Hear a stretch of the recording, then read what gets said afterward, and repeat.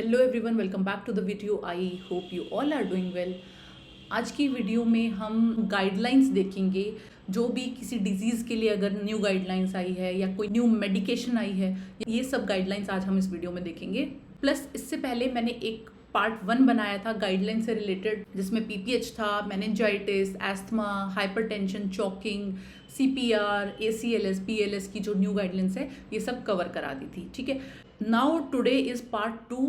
तो in this video we will cover pulmonary embolism, tuberculosis, sepsis, infective endocarditis, brain stroke, PSVT, HIV, warfarin and new drugs, जो नए drugs आए हैं। Okay, so our first drug is warfarin, कि warfarin से related क्या update आया है। ठीक है, अब देखो वॉरफरिन के बारे में डिस्कस करें उससे पहले हमें पता होना चाहिए दिस इज एंटीकोएगुलेंट। ठीक है, एंटीकोएगुलेंट है, ये जो है एक्सट्रिंसिक पाथवे पे काम करता है और इसमें हम आईएनआर मॉनिटर करते हैं। फाइन, नॉर्मली आईएनआर होता है 0.8 से 1.2, ये है अपना नॉर्मल। ठीक है, बट अगर पेशेंट जो है वॉरफरिन पे है तो 2 to 3 इज नॉर्मल। ठीक है, विद वॉरफरिन। एंड अगर पेशेंट है मैकेनिकल हार्ट वॉल्स का, ठीक है, मैकेनिकल हार्ट वॉल्स जो है डाली गई है, तो आईएनआर की नॉर्मल रेंज हो जाएगी 2.5 से 3.5। ये होगी मैकेनिकल हार्ट वॉल्स वाले केस में। ठीक है, तो इतना हमें समझ आ गया। वॉरफरिन जो एंटीकोएगुलेंट है, ये इसकी आईएनआर की रेंज है।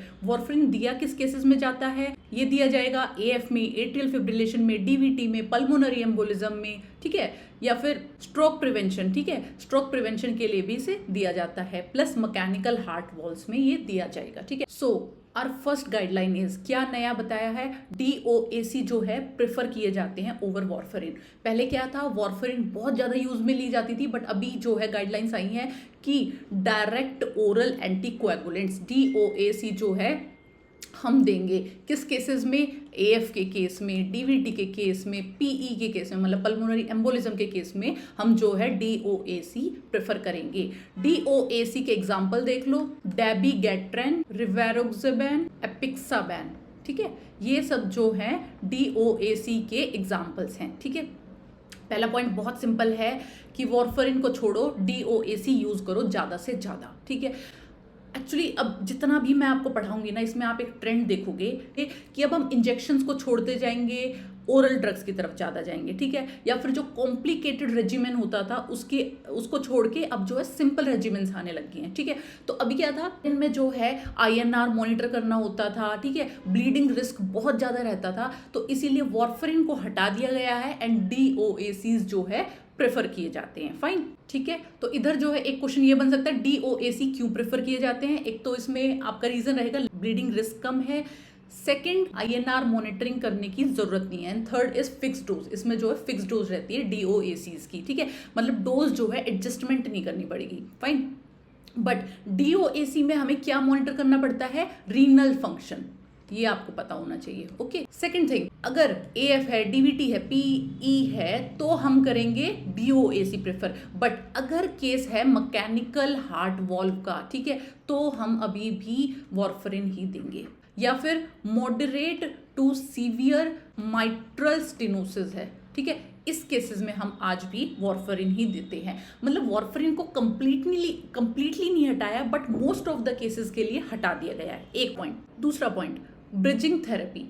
ब्रिजिंग थेरेपी क्या होता है कि जब भी हम जो है वॉरफरिन स्टार्ट करते हैं, ठीक है, ये टाइम लेता है अपना एक्शन शो करने में, 3 to 5 डेज इसको लग जाते हैं। ठीक है, बट अगर हमने देना है वॉरफरिन इमरजेंसी में, तुरंत जो है पेशेंट पे असर दिखाई दे, ठीक है, तो उस केसेस में तो हम वॉरफरिन नहीं यूज कर सकते हैं। तो उस टाइम पे क्या करते थे, हम ब्रिजिंग थेरेपी यूज करते थे। ब्रिजिंग थेरेपी मतलब हम जो है हेपेरिन देंगे, जो फास्ट एक्ट करता है। ठीक है, शुरू में क्या है, हेपेरिन भी दे रहे हैं एंड वॉरफरिन भी दे रहे हैं। ठीक है, और जैसे जैसे हमें जो है इफेक्ट दिखने लग जाएगा कि हाँ अभी जो है एंटीकोएगुलेशन का इफेक्ट दिख रहा है, तो हेपेरिन को बंद कर देते थे एंड वॉरफरिन को कंटिन्यू रखते थे। This is bridging therapy. Okay, second thing क्या होता है, बिफोर सर्जरी, जब पेशेंट की सर्जरी होने वाली थी तो उससे 5 या 6 दिन पहले जो है हम वॉरफरिन स्टॉप करके हेपेरिन स्टार्ट कर देते थे, ताकि जो है अच्छा इफेक्ट दिखे पेशेंट में।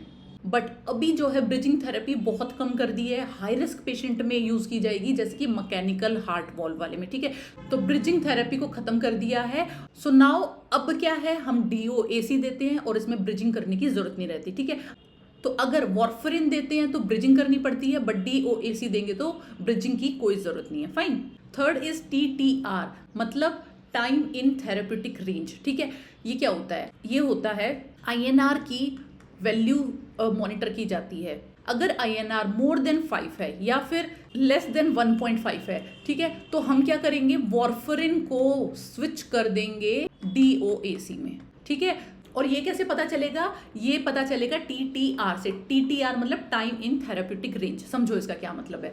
TTR जो है 65 से अबव रहना चाहिए। हम क्या करेंगे, फॉर एग्जाम्पल 10 दिन जो है हमने वॉर्फरिन दी है, ठीक है, तो पहले दिन का INR देखेंगे 2 का, 3 का, 4, 5, 6, 7, 8, 9, 10। 10 दिन का INR हम लिखते जाएंगे एक जगह। ठीक है, अब 10 में से यूं मान लो कि आपको 6 दिन जो है INR नॉर्मल मिला, मतलब INR जो हम चाहते थे उतना मिला। ठीक है, तो इट मीन्स इसका TTR 60% है। अगर 10 में से 7 डेज मिलेगा तो 70% है। ओके, तो हमें चाहिए TTR जो है मोर देन 65% रहे। ठीक है, और अगर वॉर्फरिन से अच्छे से मैनेज नहीं हो पा रहा है, INR में प्रॉब्लम आ रही है, TTR मैनेज नहीं हो पा रहा है, तो we will shift to DOAC। Fourth update is safety update, bleeding risk. Warfarin से ब्लीडिंग रिस्क ज़्यादा रहता है। GI ब्लीड देखा जाएगा, gastro intestinal and IC bleed, intracranial bleed जो है देखा जाता है। तो जब तक बहुत ज़्यादा नेसेसरी नहीं है, we will not use warfarin. Okay, and last is reversal, कि अगर INR जो है बहुत ज़्यादा हो गया है, पुअरली कंट्रोल्ड है, तो हम क्या करेंगे, ऑब्वियसली रिवर्सल करेंगे। कैसे करेंगे? PCC plus vitamin K। पहले क्या करते थे हम, vitamin K and FFP use करते थे। ठीक है, but now it has been seen PCC is way better than FFP। Okay, तो रिवर्सल स्ट्रेटजी में एक बार देख लेंगे हम कि किस तरह से रिवर्स करेंगे। अर्लियर हम क्या यूज करते थे, vitamin K। Okay, but now अभी क्या करते हैं, अगर हमारा INR माइल्ड डी रेंज है, मतलब 3 से 4.5 के बीच में है, तो हम क्या करेंगे, डोज को स्किप कर देंगे। ठीक है, मतलब वॉर्फरिन की डोज को स्किप कर देंगे। Repeat INR in 1 to 2 day. ठीक है, ये हम करेंगे। एंड इसमें विटामिन K की कोई नीड नहीं है, नो विटामिन K नीडेड। अब सेकंड सिनेरियो है, अगर INR हमारा है 4.5 से 10 के बीच में, तो हम क्या करेंगे, स्टॉप वॉर्फरिन। वॉर्फरिन को टेम्परेरी जो है स्टॉप कर देंगे। उसके बाद में INR को क्लोजली मॉनिटर करते रहेंगे, प्लस ओरल विटामिन K की डोज देंगे 1.1 से 2.5 mg तक। ओके, थर्ड सिनेरियो, अगर हमारा INR मतलब मोर देन 10 हो जाए, तो हम विटामिन K देंगे 2.5 से 5 mg तक, और INR को एवरी 24 आवर्ली जो है हम मॉनिटर करते रहेंगे। नेक्स्ट इज एनी INR कुछ भी है प्लस माइनर ब्लीड है।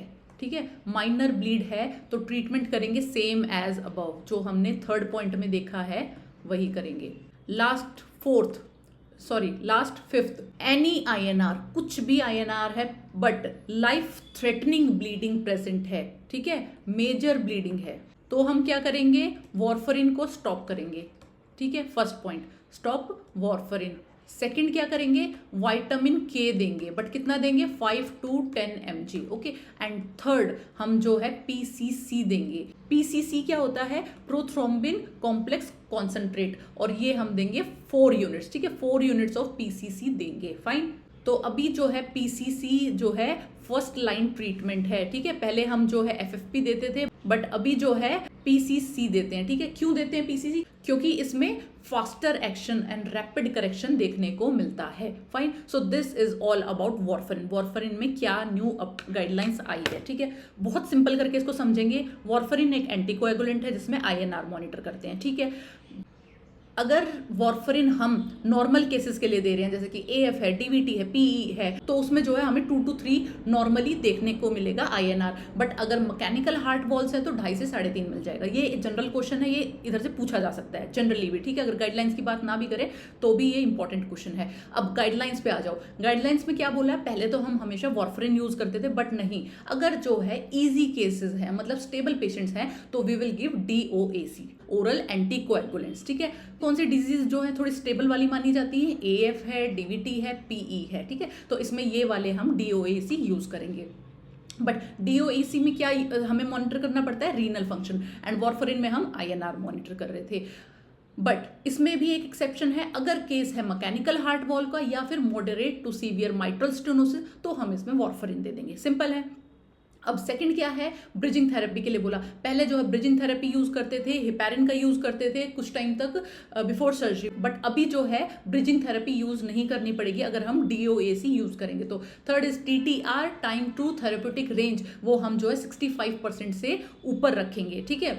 फोर्थ इज सेफ्टी अपडेट में क्या है, वारफरिन जो है IC ब्लीड करता है, GI ब्लीड करता है। एंड फिफ्थ इज रिवर्सल कैसे करते हैं, and it is very important, यहाँ से क्वेश्चन पूछा जा सकता है। पहले जो है हम FFP पे ध्यान देते थे कि FFP देंगे, बट अभी जो है हम PCC को ज्यादा प्रेफर करते हैं, okay. And this is about classification कि INR जो है इतने में हम क्या करेंगे, INR इतने में क्या करेंगे, वगैरह वगैरह, ओके।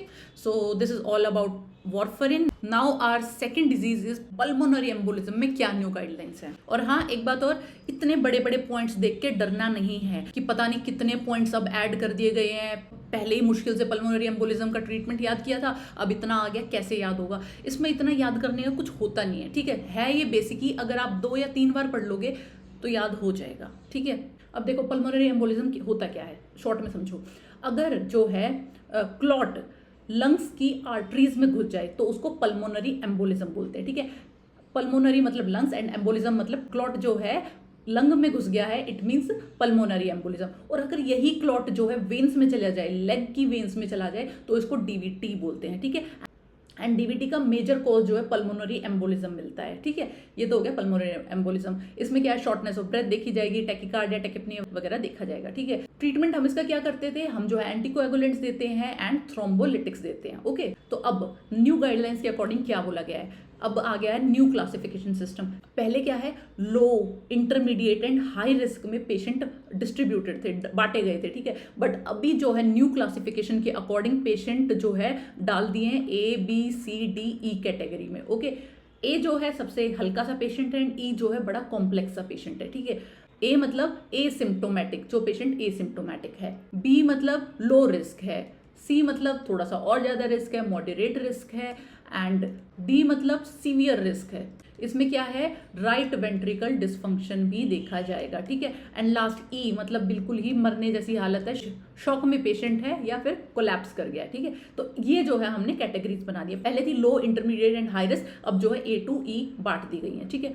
सेकेंड, मोर OPD ट्रीटमेंट। अब पहले क्या होता था, सारे पेशेंट्स को जो है हम हॉस्पिटलाइज कर लेते थे, ठीक है। बट अभी क्या बोला है कि अगर पेशेंट जो है स्टेबल है तो उसको जो है OPD में फॉलो अप किया जा सकता है, सब पेशेंट को हॉस्पिटलाइज करने की जरूरत नहीं है, ठीक है। बेसिक चीज है, जैसे जैसे एडवांसमेंट होगा हम क्या कोशिश करते हैं कि पेशेंट को हम ज़्यादा फ्रीली रखें, कि मतलब उसको घर का एनवायरनमेंट मिले, ज़्यादा इंजेक्शन ना लगाने पड़े, ठीक है। अगर बहुत सारी मेडिसिन लेनी पड़ती हैं तो उसकी मेडिसिन कम कर दें, इस चीज पे हमारा ध्यान रहता है न्यू गाइडलाइंस में, ठीक है। तो बहुत कॉमन सी बात है मोर OPD ट्रीटमेंट की, मतलब हम हर पेशेंट को हॉस्पिटलाइज ना करके OPD में देख लेंगे। Third, DOACs are first line, ये तो हमने पढ़ लिया। पहले जो है वारफरिन जो है ज्यादा प्रेफर की जाती थी, बट अब जो है DOAC आ गए हैं, fine. Next is initial treatment update. Initial treatment update में क्या है, जल्दी से जल्दी हम ट्रीटमेंट स्टार्ट करेंगे। हम जो है कंफर्मेशन की भी वेट नहीं करेंगे, कि कंफर्म भी नहीं करेंगे पहले अच्छे से, बट हम जो है ट्रीटमेंट स्टार्ट कर देंगे। इसको बिल्कुल डायर इमरजेंसी की तरह लेना है, ठीक है। नेक्स्ट क्या बताया है, low molecular फ्रैक्शनेटेड heparin is more preferred over unfractionated heparin, ठीक है, इन स्टेबल पेशेंट। अभी क्या है, लो मॉलिक्यूलर फ्रैक्शनेटेड मतलब फ्रैक्शनेटेड हेपारिन जो है ज्यादा दिया जाता है अनफ्रैक्शनेटेड के कंपैरिजन में, ठीक है। ये जो है LMFH इनोक्सापैरिन के नाम से इंजेक्शन आता है, सबक्यूटेनियस देना पड़ता है। ये पेशेंट क्या है अपने घर पे भी दे सकता है, बट अनफ्रैक्शनेटेड जो है इन्फ्यूजन में चलेगा, इसके लिए पेशेंट को हॉस्पिटल आना पड़ेगा, ठीक है। तो अभी क्या अपडेट आ गई है कि हम जो है ये जो घर वाला इंजेक्शन है इस पे ज्यादा जोर देंगे, ठीक है। तो वही पेशेंट को हम कहीं ना कहीं फ्री कर रहे हैं अपने हॉस्पिटल से। फिफ्थ पॉइंट, थ्रोम्बोलिटिक्स का जो है अब यूज जो है कम हो गया है। पहले जो है बहुत फ्रीक्वेंटली यूज करते थे, बट अभी जो है अगर पेशेंट स्टेबल है तो थ्रोम्बोलिटिक्स देने की जरूरत नहीं है। हम जो है बस अनस्टेबल केसेस में, जैसे कि हाई रिस्क ग्रुप जो है, शॉक है, हाइपोटेंशन है, इन केसेस में हम जो है थ्रोम्बोलिटिक्स देंगे, बट अगर हमें लगा कि भाई पेशेंट तो जो है स्टेबल है तो हमें थ्रोम्बोलिटिक्स देने की जरूरत नहीं है। Next is advance therapies. Obviously time जैसे जैसे एडवांस होगा एडवांस थेरेपीज आ जाएंगी। एक थेरेपी का नाम है कैथीटर थ्रोम्बोलिसिस, ठीक है, ये जो है एक न्यू थेरेपी है। सेकेंड इज मैकेनिकल थ्रोम्बेक्टमी, ठीक है, ये सब जो है न्यू एडवांसमेंट्स आई हैं। नेक्स्ट इज PERT टीम, मतलब पल्मोनरी एम्बोलिज्म रिस्पॉन्स टीम। इस चीज के लिए हम एक डेडिकेटेड टीम बना देंगे जिसमें जो है तरह तरह के डॉक्टर्स रहेंगे। एक डॉक्टर नहीं रहेगा, हर फील्ड से एक एक डॉक्टर रहेगा ताकि एक मल्टी डायमेंशनल अप्रोच से पेशेंट को ठीक किया जा सके। फाइन, इससे जो है थोड़े बेटर आउटकम्स आ जाएंगे। Next is D dimer rule. D dimer क्या होता है? जब फाइब्रिन का डिग्रेडेशन होता है तो डी डाइमर मिलता है, ठीक है। डी डाइमर हम जो इन पेशेंट्स में चेक करेंगे। अगर डी डाइमर नॉर्मल है, ठीक है, इसका मतलब पल्मोनरी एम्बोलिज्म नहीं है, ठीक है। बट अगर डी डाइमर जो है पॉजिटिव है तो इसका मतलब ये नहीं है कि पल्मोनरी एम्बोलिज्म है। इस चीज को चेक करने के लिए CT पल्मोनरी एंजियोग्राफी की जाएगी, ठीक है। तो पहले क्या था, डी डाइमर रूल को जो है हम थोड़ा परमानेंट मान लेते थे कि हाँ पेशेंट को एम्बोलिज्म है, बट अभी इसको परमानेंट ना मान के CTPA किया जाता है, CT pulmonary angiography. Next is IVC filter. IVC मतलब इंफीरियर वेना कावा में एक फिल्टर लगा देना। क्या होता था, बॉडी में क्लॉट है, ठीक है, तो वो जो है हार्ट में ना घुस जाए उसके लिए हम इंफीरियर वेना कावा में एक स्मॉल डिवाइस जो है प्लेस कर देते थे जो क्लॉट को ट्रैक कर लेगा, ठीक है। तो IVC फिल्टर यूज होता था पहले, ठीक है।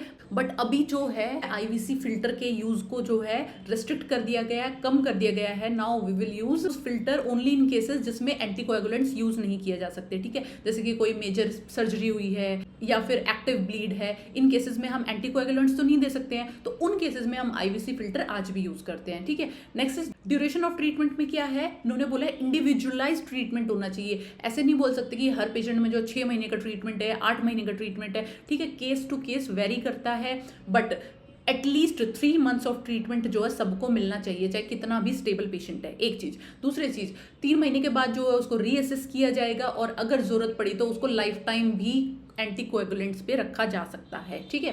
And last is follow up is now mandatory. इसमें क्या है, आफ्टर PE एक बार ट्रीटमेंट होने के बाद भी इसका 3 to 6 मंथ्स पे रिव्यू करवाना है कि देख सकें कि कोई कॉम्प्लिकेशन तो नहीं है, ठीक है। तो this is all about pulmonary embolism. New classification आ गया है A से E तक। More OPD treatment, obviously treatment हम जो है OPD में ज्यादा देंगे, हॉस्पिटलाइज करने की जरूरत नहीं है। DOAC जो है हम प्रेफर करेंगे over warfarin. Next is initial treatment update, हम जो फ्रैक्शनेटेड हेपारिन जो है ज्यादा यूज करेंगे as compared to unfractionated. Next is thrombolytics. Thrombolytics सबको देने की जरूरत नहीं है, ठीक है। नेक्स्ट इज एडवांस थेरेपीज आ गई है, कैथेटर डायरेक्ट थ्रोम्बोलिसिस है, मैकेनिकल थ्रोम्बेक्टमी है। नेक्स्ट इज PERT टीम है, एक रिस्पॉन्स टीम बना दी गई है पल्मोनरी एम्बोलिज्म के लिए। डी डाइमर रूल है, CTP डी डाइमर रूल है। अब जो है डी डाइमर को बस हम एक स्क्रीनिंग के लिए यूज करते हैं, ठीक है, but confirmatory test is CTPA, this is gold standard test. Next is IVC filter. IVC filter जो है अब कम यूज किया जाता है, बस उन्हीं केसेस में यूज किया जाएगा जब हम एंटीकोएगुलेंट्स यूज नहीं कर सकते हैं, ठीक है। Next is duration of treatment. Duration of treatment जो है इंडिविजुअलाइज रहेगी, हर पर्सन की जो है अलग रहेगी। Follow up is now mandatory, सबका जो है फॉलो अप होना चाहिए 3 to 6 मंथ्स के बाद। Now come to the next, tuberculosis. Tuberculosis में क्या अपडेट है? First treatment shorter regimen. पहले जो है ट्रीटमेंट 6 मंथ्स का होता था, बट अब जो है 4 मंथ्स का कर दिया है। इससे क्या होगा, फास्टर क्योर होगा, जल्दी पेशेंट ठीक हो जाएगा और बेटर कंप्लायंस रहेगा। 6 महीने जो है पेशेंट के लिए मुश्किल हो जाता था, ट्रीटमेंट लेना, छोड़ने की संभावना बहुत ज्यादा थी, बट अगर 4 मंथ्स का होगा तो पेशेंट सोचेगा कि अब तो खत्म होने वाला है, मैं कंप्लीट कर लेता हूँ, ठीक है। तो जो है TB का ट्रीटमेंट फेल नहीं होगा, इसीलिए जो है शॉर्ट रेजिमेन इंट्रोड्यूस कर दिया 4 मंथ्स के लिए, ठीक है। Next is daily regimen only. पहले क्या था, ओनली 3 टाइम्स अ वीक जो है मेडिसिन दी जाती थी डॉट्स के द्वारा, बट अभी क्या है, डेली ट्रीटमेंट दिया जाता है। Next is diagnosis. डायग्नोसिस में पहले जो है हम स्पूटम को जो है ज्यादा प्रेफरेंस देते थे, बट अभी क्या है, CB NAT है, CB NAT एंड TrueNAT जो है प्रेफर किए जाते हैं as a baseline diagnostic. Next is shorter MDR TB regimen. इसमें क्या है, पहले जो है 18 से 24 मंथ्स का ट्रीटमेंट था, बट अभी ये कम करके 6 to 9 मंथ्स का कर दिया है, ठीक है। But it is not for all patient, it is in selected patients, ठीक है। तो 6 to 9 मंथ्स का कर दिया है कम करके।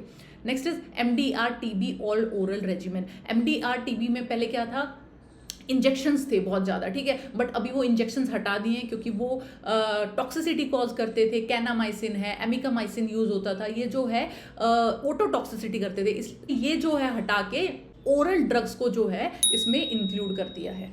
कौन से ड्रग्स इसमें डाले गए हैं ये पूछा जा सकता है। बीडाक्विलीन, लिंजोलेड, लीवोफ्लॉक्सासिन या मॉक्सीफ्लॉक्सासिन, ठीक है, ये सब जो है इसमें ऐड कर दिए गए हैं। बट इसमें जो है एक चीज है कि अभी ये पूरा इम्प्लीमेंट नहीं हुआ है ऑल ओवर इंडिया, ठीक है, कुछ सिलेक्टेड एरियाज में ही इम्प्लीमेंट है। Okay, next is TB preventive therapy, मतलब जो लोग भी पेशेंट के कांटेक्ट में आए होते थे उनको जो है आइसोनियाजिड चलता था, ठीक है, बट अभी क्या कर दिया है वो थोड़ा और रिस्ट्रिक्ट कर दिया है, बस क्लोज मेंबर्स को दिया जाएगा या फिर जो छोटे बच्चे हैं लेस देन 5 ईयर्स है उनमें तो पक्का पक्का देना है।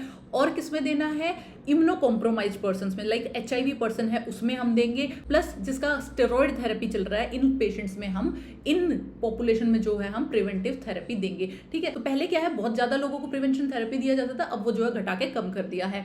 Next is nutrition, nutritional kit दी जाती है अंडर निक्षय, ठीक है, निक्षय योजना के अंडर जो है न्यूट्रिशनल किट दी जाएगी, प्लस एक जो है अमाउंट दिया जाता है, मतलब रुपीस दिए जाते हैं पेशेंट को, वो पहले जो है 500 थे अब जो है उसको बढ़ा के 1000 किया हुआ है। फाइन।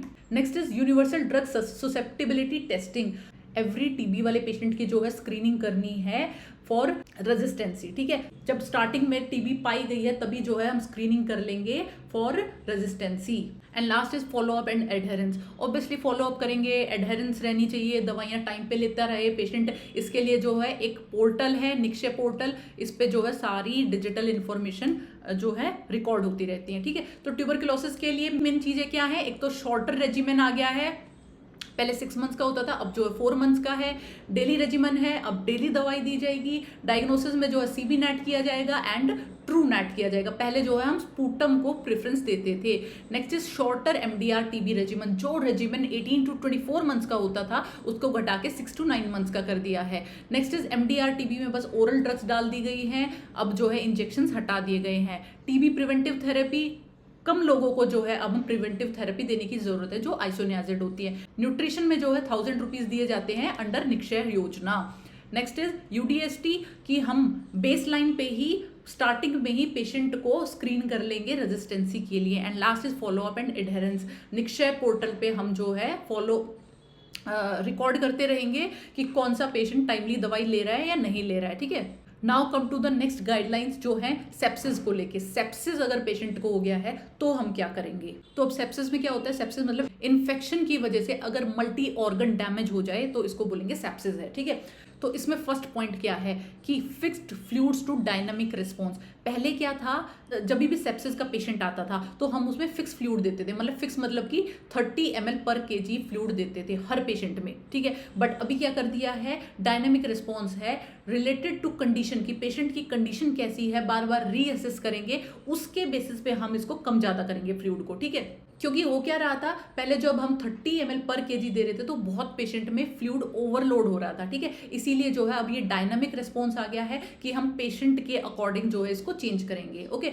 एंड असेस कैसे करेंगे कि फ्लूइड ओवरलोड हो रहा है या नहीं हो रहा है, हार्ट रेट चेक करेंगे, BP है, कार्डियक आउटपुट है, स्किन परफ्यूजन है या फिर कैपिलरी रिफिल टाइम, इन चीजों से हम जो है पता लगाएंगे कि पेशेंट को फ्लूइड ओवरलोड तो नहीं हो रहा है, और अगर फ्लूइड ओवरलोड हो रहा होगा तो हम उसको डिक्रीज कर देंगे। नेक्स्ट स्क्रीनिंग में क्या है, अब जो है क्लिनिकल असेसमेंट को ज्यादा इंपॉर्टेंस दी जाती है एज कंपेयर टू बायोमार्कर्स, ठीक है।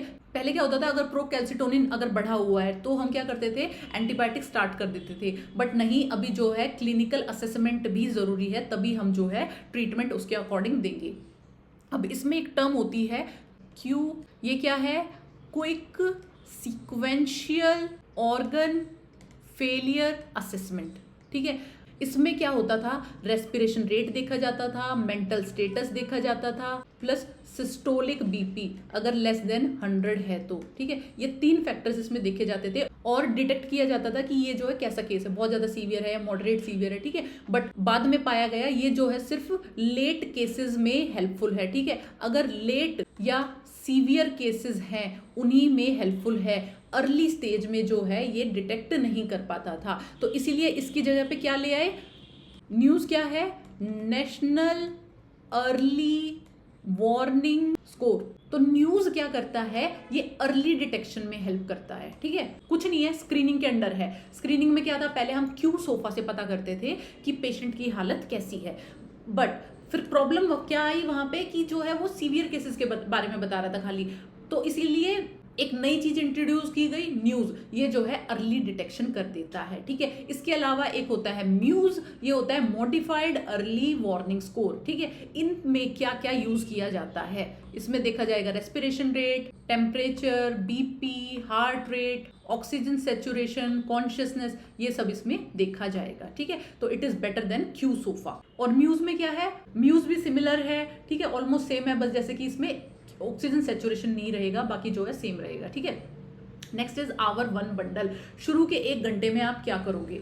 अब देखो, आवर वन बंडल मतलब कि जितना जल्दी आप ट्रीटमेंट स्टार्ट करोगे उतना अच्छा आउटकम आएगा, ठीक है। इसमें ये बताया गया है, ठीक है। तो अर्ली ट्रीटमेंट हम देंगे। नेक्स्ट इज मेजर, लैक्टेट को हम मेजर करेंगे। उसके बाद में कल्चर के लिए सैंपल भेज देंगे, ठीक है। तो ब्लड का हमें कल्चर भेज देना है।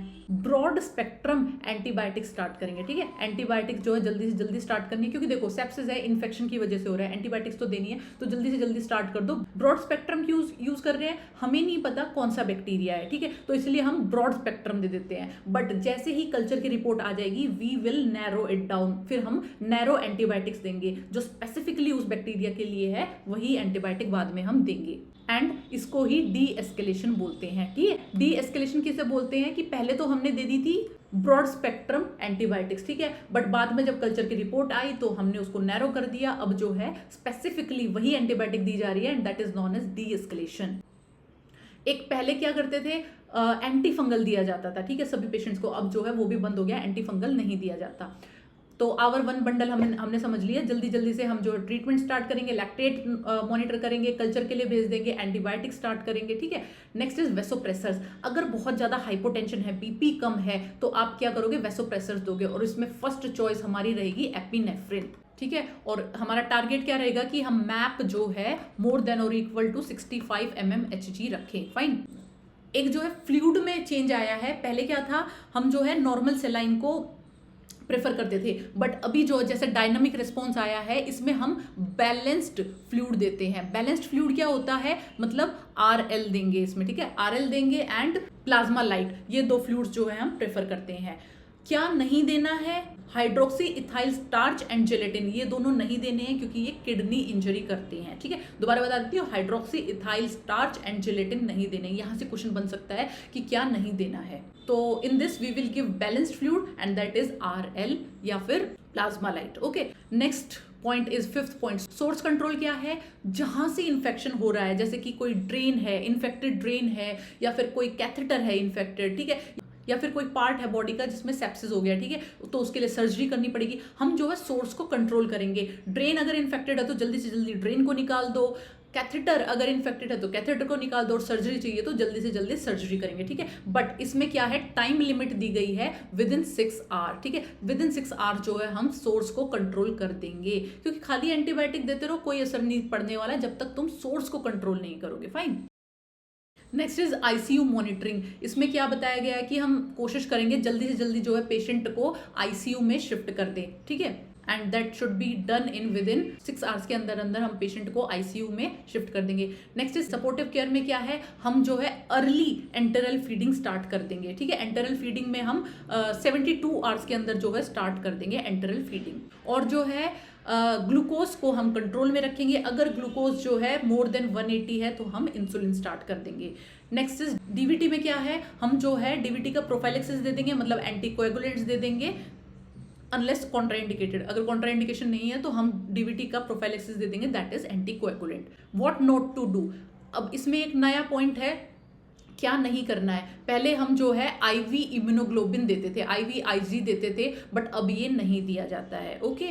Next is blood purification therapies. पहले जो है ब्लड को प्योरीफाई की टेक्निक्स थी, वो भी अब जो है डिसकंटिन्यू कर दी गई है, नहीं यूज होंगी। And last is post sepsis care. Sepsis हो गया पेशेंट को, ठीक भी हो गया है, उसके बाद में क्या करोगे, रिहैबिलिटेशन पे ध्यान दिया गया है, और that should be physical plus mental, okay. And follow up after discharge, this is very common, ठीक है, फॉलो अप करते रहेंगे।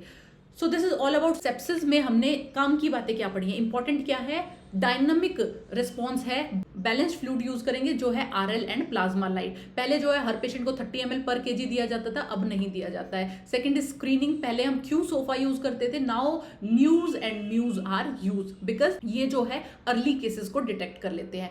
Third is hour one bundle, शुरू के 1 घंटे में हम क्या कर लेंगे, अर्ली ट्रीटमेंट स्टार्ट करेंगे, लैक्टेट को मेजर करेंगे, कल्चर के लिए रिपोर्ट भेज देंगे, एंटीबायोटिक स्टार्ट करेंगे, वो भी ब्रॉड स्पेक्ट्रम। उसके बाद में डीएस्केलेशन करेंगे जब कल्चर की रिपोर्ट आ जाएगी।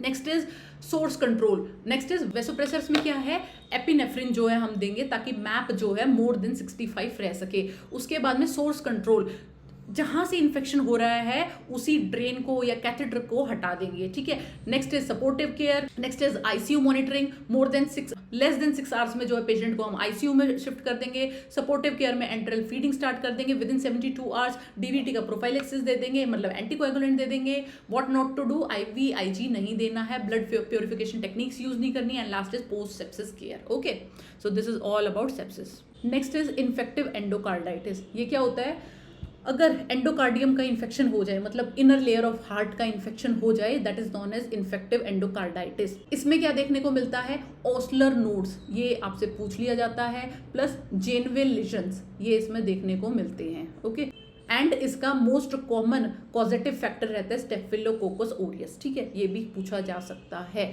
नाउ न्यू गाइडलाइंस, नया क्या बताया गया कि antibiotic IV to oral antibiotics. पहले क्या था, 4 to 6 वीक्स का ट्रीटमेंट, पहले क्या था 4 to 6 वीक्स का ट्रीटमेंट चलता था, IV पूरा IV चलता था, बट अभी क्या है उसको चेंज करके ओरल एंटीबायोटिक्स पे ला दिया गया है। जैसा मैंने बताया था, पेशेंट को हम फ्री कर रहे हैं, इजी बना रहे हैं पेशेंट के लिए चीजें, ठीक है। पर इसमें क्या है, कैच क्या है इस चीज में, सिर्फ ये स्टेबल पेशेंट्स के लिए। अगर पेशेंट स्टेबल है तो ओरल एंटीबायोटिक्स दे दो, ठीक है, बट अगर पेशेंट अनस्टेबल है तो still we will use IV drugs, ठीक है। Next is diagnosis, multi modal imaging. पहले क्या था कि हम सिर्फ इको करते थे, इको कार्डियोग्राफी करते थे, जिससे हमें इस डिजीज का पता चलता था, बट अब क्या है, सबसे पहले हम करेंगे TTE, ट्रांस थोरेसिक इकोकार्डियोग्राफी, ठीक है। सेकंड करते हैं transoesophageal echocardiography, and third case जो डिफिकल्ट केस है, इसमें नहीं पकड़ा गया तो वो आएगा CT स्कैन या PET scan. TTE, transthoracic echocardiography, ये नॉन इन्वेजिव है, चेस्ट के ऊपर एक प्रोब रखते हैं और उसी से हमें पता चल जाएगा कि ऐसी ऐसी कंडीशन है या नहीं है।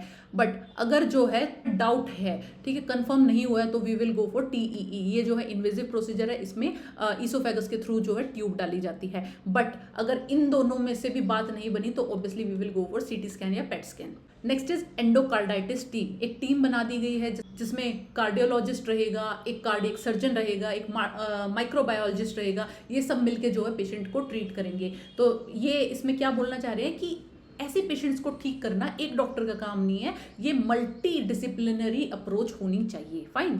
नेक्स्ट अर्ली सर्जरी, पहले क्या है हम कोशिश करते थे कि सर्जरी जो है डिले हो जाए, सर्जरी ना करनी पड़े, फाइन, बट अब क्या है कि सर्जरी जो है रिकमेंड की जाती है कि जल्दी से जल्दी पेशेंट की सर्जरी हो जाए। जैसे हार्ट फेलियर का पेशेंट है या फिर लार्ज वेजिटेशंस जो है ग्रो कर गई हैं द वॉल्स, ठीक है, बहुत थोड़ी सी बड़ी बड़ी वेजिटेशंस बन गई है वॉल्स के अराउंड, तो उस केसेस में हमें अर्ली सर्जरी करनी पड़ेगी।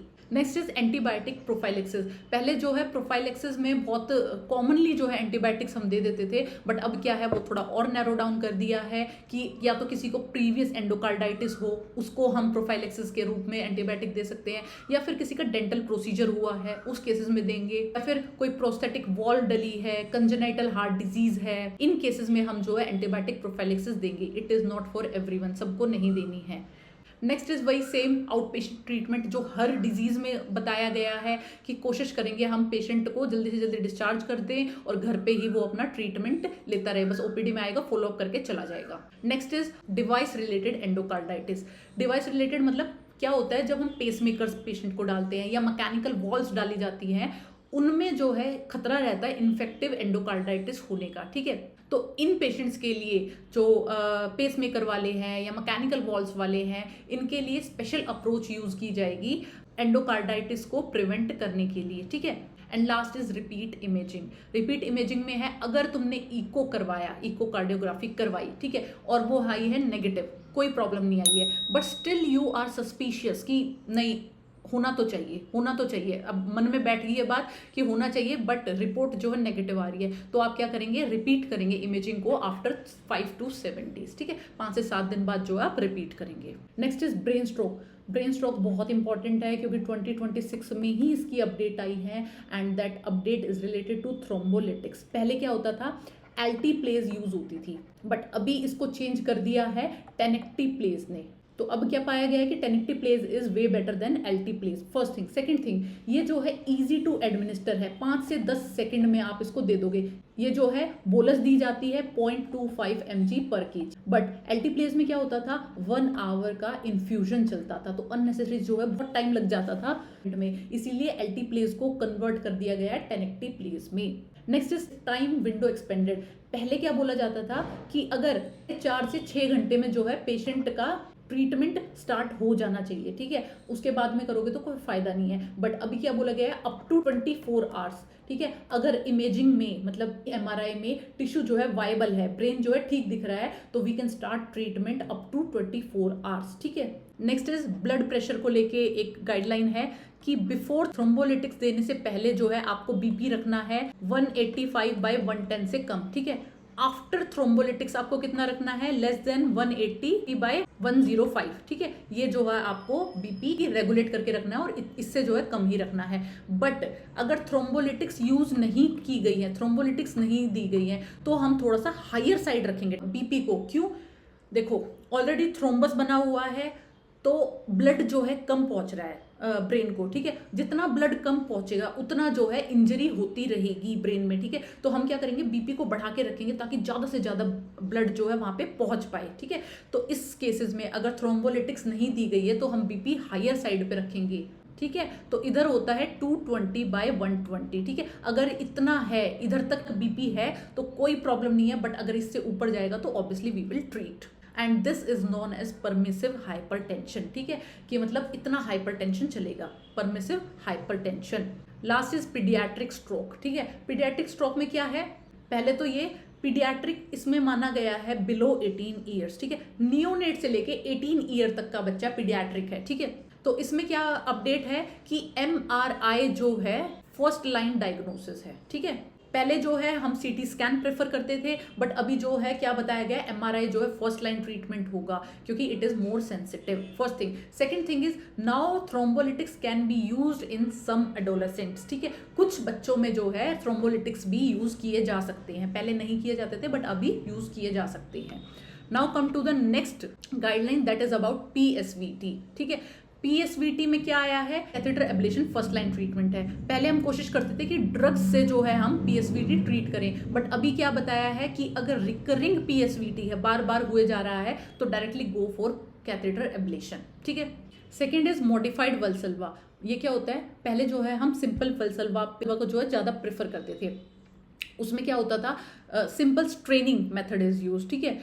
बट अभी क्या है, मॉडिफाइड वल्सल्वा है। इसमें क्या करते हैं, हम पेशेंट को पहले सेमी रिकम्बेंट पोजीशन दे देंगे, सेमी रिकम्बेंट मतलब 45 डिग्री पे बिठा देंगे, उसके बाद में उसे बोलेंगे ब्लो इनटू द सिरिंज, ठीक है। सिरिंज में ब्लो करना है फॉर 10 to 15 सेकेंड्स, ठीक है। इससे एक स्ट्रेनिंग वाला इफेक्ट जनरेट होगा। क्यों करते हैं हम वल्सल्वा, ताकि AV कंडक्शन का टाइम जो है कम हो जाए, ठीक है।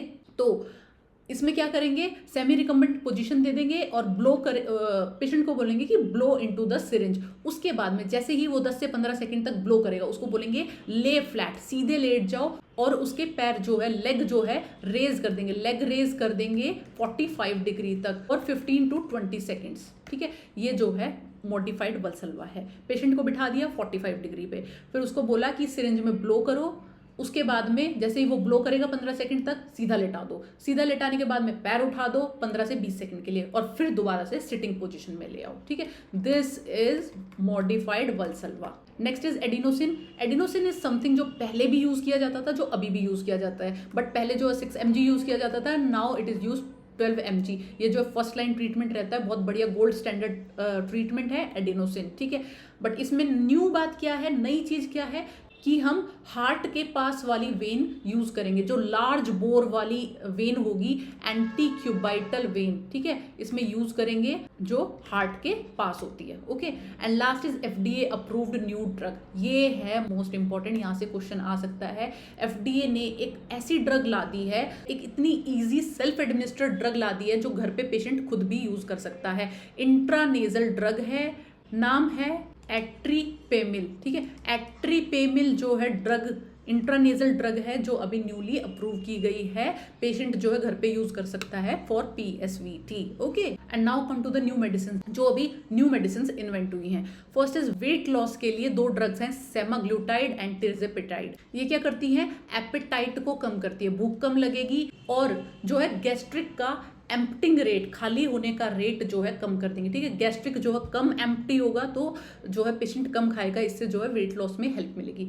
सेकंड इज अल्जाइमर में हुई है लिकेनिमैब एंड डोनेनिमैब। ये क्या करती है? अमाइलॉइड प्लैग्स जो होते थे, अमाइलॉइड प्लैग्स जो ब्रेन में पाए जाते थे, उनको टारगेट करती है और इस डिजीज के प्रोग्रेशन को कम करेगी। Fine. Third is heart failure में SGLT2 इनहिबिटर्स जो है अब यूज किए जाते हैं। पहले जो है ये सिर्फ डायबिटीज में यूज किए जाते थे, बट बाद में देखा गया कि ये जो है सोडियम लेवल को कम करता है, इसकी वजह से फ्लूइड कम होता है, तो हार्ट फेलियर में हेल्प करेगा, ठीक है। तो SGLT2 इनहिबिटर स्टार्ट किए गए हैं। Last is gene therapy started in sickle cell and rare disorders. अभी क्या किया गया है कि ऐसी जो है ट्रीटमेंट अवेलेबल है जिससे जो है जीन करेक्ट हो सके। सिकल सेल एनीमिया क्या है? एक जीन डिसऑर्डर है, जीन में प्रॉब्लम होती है, तो ये क्या करेगा? ड्रग जाके उस जीन को करेक्ट कर देगा। So this is new invention in gene therapy, ठीक है। So that's all for today's video. I hope आपको वीडियो अच्छी लगी हो, and next we will meet in some another video with some another topic. So till then, thank you, best of luck.